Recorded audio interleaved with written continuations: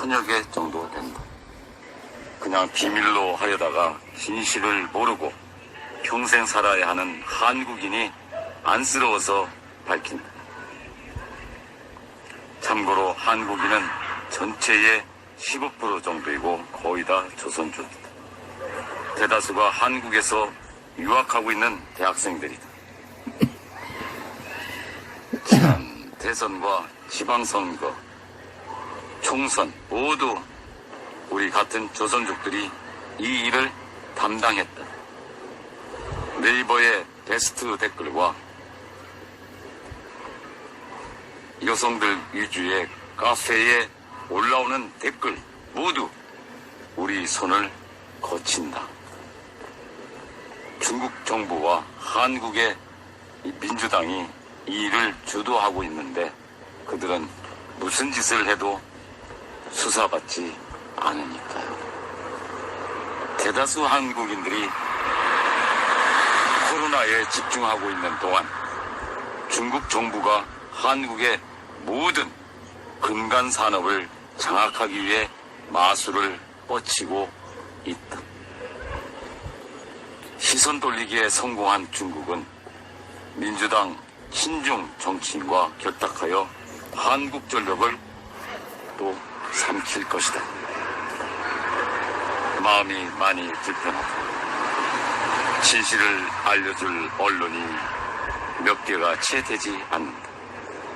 내가 이 나라를 걱정하는 이유는 나는 대한민국에서 사는 국민이고 나 자신이 한국인이라고 생각하기 때문이다. 우린 모두 진실을 알 권리가 있다. 조선족도 문제지만 한국에서 유학생활하고 있는 한족 대학생들이 더 큰 문제이다.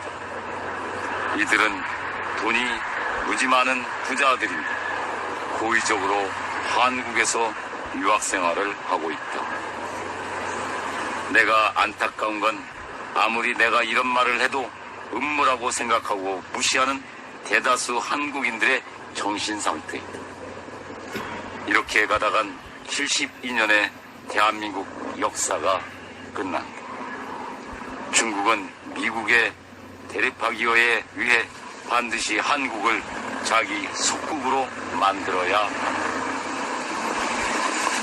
한국이 적화돼야 미국 안보에 대항하기가 쉽다. 중국 공산당 정부는 매우 똑똑하다. 한국을 내버려두고 미국과 싸울 것 같을까요? 부산 미포항의 중국 제철소 건립, 전라도 광양의 중국 알루미늄 공장 건립, 전기차 전량이 중국산, 시니어 한국 정부에서 중국산 전기차에 지원금도 주고, 태양광 패널, 세종시 스마트시티, 중국 1:1. 지금 이런 모든 게 동시다발적으로 중국은 이번에 한국전력도 손에 넣는다. 한국은 지금 극한의 위기에 놓여져 있다. 안타깝지만 한국은 스스로를 돌볼 수 없다고 생각한다. 국민이 미개하고 선동이 쉽고 그래서 조선족 댓글 부대에 의해 이리 우르르 쏠렸다가 저리로 우르르 쏠린다. 미국이 이 모든 걸 방어하지 않으면 이 나라는 끝장이다. 지도에서 사라지는 것이다. 문재인의 그 5구 대선 당선에 중국 공산당이 개입한 건 사실이다. 당선시켜줬으니 중국 공산당에게도 뭔가를 줘야겠지. 여태 한국에서 벌어진 일련의 사건을 기억해라. 부산 미포항 중국 제철소 건립, 전라남도 광양 중국 알루미늄 공장 기공식, 강원도에 지어지는 차이나타운, 영종도와 송도의 중국 투기자본 허락, 세종시 스마트시티 중국 건설업체, 중국산 태양광, 중국산 전기차와 그에 따른 한국 정부의 보조금. 이미 작년 얘기지만 마스크 4억 개의 중국의 밀반출, 중국산 미세먼지 관련하여 환경단체의 입마금, 우한폐렴 중국인 입국 무한 허용. 중국 경제가 발전하면서 그 힘이 비대해지고 이제 미국과 헤게모니전에서 싸워 이기고 싶어한다. 그 방식을 한반도 공산화에 키포인트가 있다 이거지. 여기가 적화되면 북한과 남한이 중국 손에 들어가고 미국과 싸우기가 용이해지며 세계 패권주의에 발짝 더 다가가게 된다. 경제로 미국에 대항할 수단이 별로 없는 중국은 한국을 적화시켜 미국에 대항할 수단으로 삼는 거고, 문재인은 그 미끼를 물었다. 문재인은 공산주의자지만 권력 욕심이 많은 사람이라 본인이 대선 때 당선되기 위해선 중국 공산당의 개입이 필수였다는 걸 알았고, 문재인은 그 기회를 너무나 잘 활용을 했다. 그러나 문재인이 얻어낸 것이 있는 만큼 줘야 하는 것이 있고, 그 딜이 들어간 이후로 문재인은 중국에게 모든 걸 넘겨주게 된다. 한국의 많은 토목공사, 각종 이권 사업들이 전부 중국 기업과 얽혀 있다는 것은 이를 증명한다. 문재인은 지난 대선 때 조선족 댓글 선동 부대원들의 도움과 중국 정부의 개입으로 인해 대통령 당선이 되었고, 그 빚 때문에 아무 소리를 하지 못하고 있다. 자신이 중국과 척을 지는 순간 중국 정부에 의해 이 정권은 몰락하게 되고 문재인은 타살당한다. 부정선거는 한 번도 멈춘 적이 없다. 보궐선거, 재보궐선거, 지방선거, 총선, 대선, 한국은 보기보다 도덕적으로 매우 취약한 나라다. 비리에 익숙해져 있다. 그걸 당연히 여긴다. 그리고 잘 맞는다.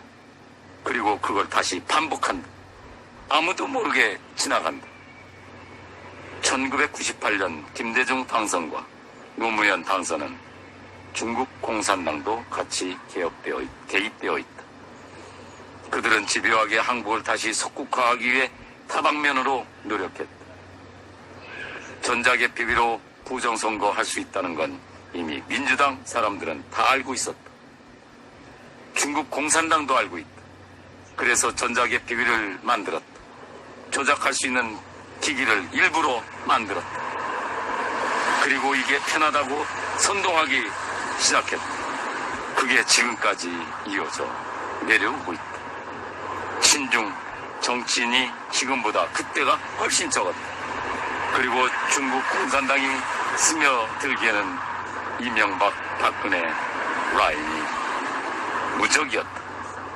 이명박은 장깨돈을 먹을 수가 없는 게 그는 기업가여서, 주사파 운동권과는 세상 보는 방식이 달라. 돈을 벌어본 사람이라 사업 수완이 좋고 손쉬운 이 짱깨 자본보다 직접 발로 뛰면서 돈을 버는 것에 익숙한 사람이었다. 박근혜는 어린 시절부터 아버지가 살아온 방식과 가치관을 잘 답습했다. 짱깨를 이용하되 믿지는 않는다는 게 그녀의 주요 전략이었다. 그래서 짱깨 전승절 행사에 참가하고 사드 배치도 했다. 그런데 문재인과 현재 요직에 있는 모든 사람들은 그렇지 않다. 자기 힘으로 돈을 벌어본 적이 없다. 운동권 시절 때는 무슨 단체가 죄다 자금을 지원해줘 왔고 그런 삶에 익숙하다. 선거 자금은 정해져 있는데 더 많은 돈이 필요하다. 한국에선 구할 수 없고 늘 하던 방식대로 돈을 지원해 줄 수 있는 단체를 찾는다. 그게 바로 중국 공산당이었다. 박근혜 때는 보수가 굉장히 살아있었다. 좌파들을 살려놓기엔 중국 정부의 힘이 미치지 못했다. 당시에도 조선족 댓글 부대가 있었지만 그들은 졌고 보수는 이겼다. 그리고 나서 세월호 사건이 터졌다. 이 사건은 중국 정부가 일으킨 것도 아니고 민주당이 일으킨 것도 아닌데 정말 운때가 잘 맞아서 민주당이 정권을 잡을 수 있는 절호의 기회가 되었다. 중국 정부도 이때다 싶어 민주당을 지원하기 시작한다. 그리고 태블릿 조작, 조선족 댓글이 주도하는 여론, 박근혜 대통령에 대한 실망을 느낀 한국인이 그 분출구를 조작된 여론에 몸을 내맡긴다. 조작된 태블릿 PC 사건, 판세는 기울어져가고 막대한 선거 자금과 여론 조작, 적당한 전자개표기 조작, 선동당한 국민들은 문재인을 당선시키고야 말았다. 이들은 위에 두 가지 사안이 아닌 한 한국인들끼리 지지고 볶고하든 신경 쓰지 않는다. 한국인들 사이에서 굉장히 강한 반중 정서가 불어닥치면 그걸 잠재우기 위해 조선족 댓글 부대가 다시 투입된다. 이걸 반복한다. 24시간 조선족들로 들끓는 게 아니고 조선족들도 위에서 지시 내려서 일사불란하게 움직인다. 필요한 인재풀을 적재적소에 배치하고 이쪽으론 경력과 노하우가 많은 게 그들이다. 선동하여 바닥을 좀 다져놓으면 거기엔 더 이상 조선족들이 머물 필요가 없다. 한국인들이 너무 잘 따라온다. 세뇌당하고 선동당한 한국인들은 그걸 다른 커뮤니티에도 퍼뜨린다. 일종의 온라인상 우한폐렴 바이러스인 것이다. 보배에도 조선족들이 들어가 관리하고 있다. 조선족 댓글 부대원이 없는 커뮤니티는 단 한 곳도 존재하지 않는다. 중국은 인구가 많고 이런 쪽에 인재풀이 차고 넘친다. 다만 그때그때 상황과 커뮤니티 흥망성쇠로 인해 버리고 다른 커뮤니티로 갈아탄다거나 이런 게 반복될 뿐이다.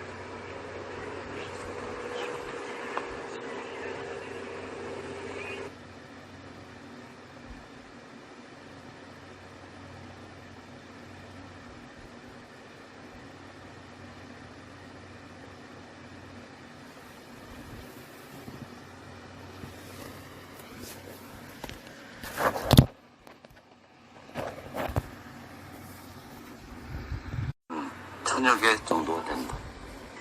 그냥 비밀로 하려다가 진실을 모르고 평생 살아야 하는 한국인이 안쓰러워서 밝힌다. 참고로 한국인은 전체의 15% 정도이고 거의 다 조선족이다. 대다수가 한국에서 유학하고 있는 대학생들이다. 지난 대선과 지방선거, 총선 모두 우리 같은 조선족들이 이 일을 담당했다. 네이버의 베스트 댓글과 여성들 위주의 카페에 올라오는 댓글 모두 우리 손을 거친다. 중국 정부와 한국의 민주당이 이 일을 주도하고 있는데 그들은 무슨 짓을 해도 수사받지 않으니까요. 대다수 한국인들이 코로나에 집중하고 있는 동안 중국 정부가 한국의 모든 근간 산업을 장악하기 위해 마술을 뻗치고 있다. 시선 돌리기에 성공한 중국은 민주당 친중 정치인과 결탁하여 한국전력을 또 삼킬 것이다. 마음이 많이 불편하다. 진실을 알려줄 언론이 몇 개가 채 되지 않는다. 내가 이 나라를 걱정하는 이유는 나는 대한민국에서 사는 국민이고 나 자신이 한국인이라고 생각하기 때문이다. 우린 모두 진실을 알 권리가 있다. 조선족도 문제지만 한국에서 유학생활하고 있는 한족 대학생들이 더 큰 문제이다. 이들은 돈이 무지 많은 부자들인데 고의적으로 한국에서 유학생활을 하고 있다. 내가 안타까운 건 아무리 내가 이런 말을 해도 음모라고 생각하고 무시하는 대다수 한국인들의 정신상태이다. 이렇게 가다간 72년의 대한민국 역사가 끝난다. 중국은 미국의 대립하기 위해 반드시 한국을 자기 속국으로 만들어야 한다. 한국이 적화돼야 미국 안보에 대항하기가 쉽다. 중국 공산당 정부는 매우 똑똑하다. 한국을 내버려두고 미국과 싸울 것 같을까요? 부산 미포항에 중국 제철소 건립, 전라도 광양에 중국 알루미늄 공장 건립, 전기차 전량이 중국산, 시니어 한국 정부에서 중국산 전기차에 지원금도 주고, 태양광 패널, 세종시 스마트시티, 중국 1대1로. 지금 이런 모든 게 동시다발적으로 중국은 이번에 한국전력도 손에 넣는다. 한국은 지금 극한의 위기에 놓여져 있다. 안타깝지만 한국은 스스로를 돌볼 수 없다고 생각한다. 국민이 미개하고 선동이 쉽고 그래서 조선족 댓글 부대에 의해 이리 우르르 쏠렸다가 저리로 우르르 쏠린다. 미국이 이 모든 걸 방어하지 않으면 이 나라는 끝장이다. 지도에서 사라지는 것이다. 문재인의 그 5구 대선 당선에 중국 공산당이 개입한 건 사실이다. 당선시켜줬으니 중국 공산당에게도 뭔가를 줘야겠지. 여태 한국에서 벌어진 일련의 사건을 기억해라.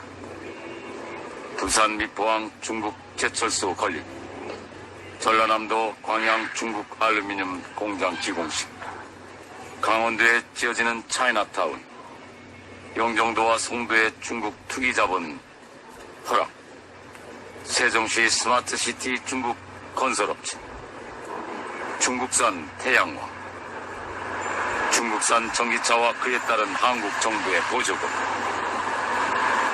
이미 작년 얘기지만 마스크 4억 개의 중국의 밀반출, 중국산 미세먼지 관련하여 환경단체의 입마금,